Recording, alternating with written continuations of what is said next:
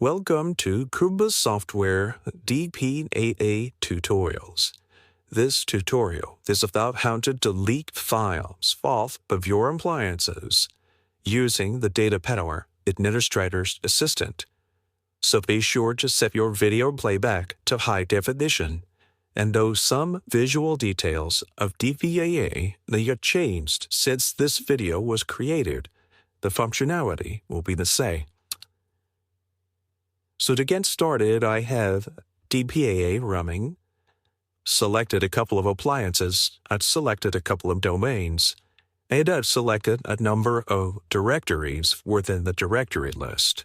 You want to see how to manipulate all this in other videos.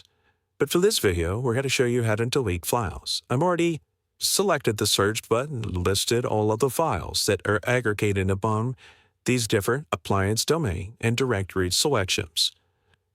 To select files, I could single-click, I can shift-click, or I can control-click to add and remove files from my selection. Once I have the files I'm aiming to delete selected, I can use the hamburger menu, or I can right mouse click over the selection here, and then I could select delete.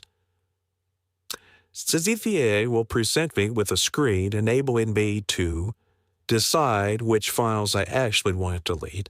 Could be that you may have decided, oh no, I didn't want to delete this file here, so I'm going to turn those two off, and so they will not be deleted during this process. When I'm ready to delete the files, I select Finish. And the files I selected to be deleted are removed from the appliances.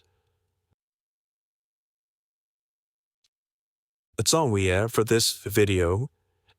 If you want more information, or to get a license, or to learn more about the tool, go to www.kumbasoft.com. Select the Features and Tutorials link there, and work in all the other tutorials we have available to you on the website. You can also go to the Contact Us page and request a license, request technical support, or in fact, request a lab if you want to test a feature you haven't used before. Thanks for watching, and have a nice day.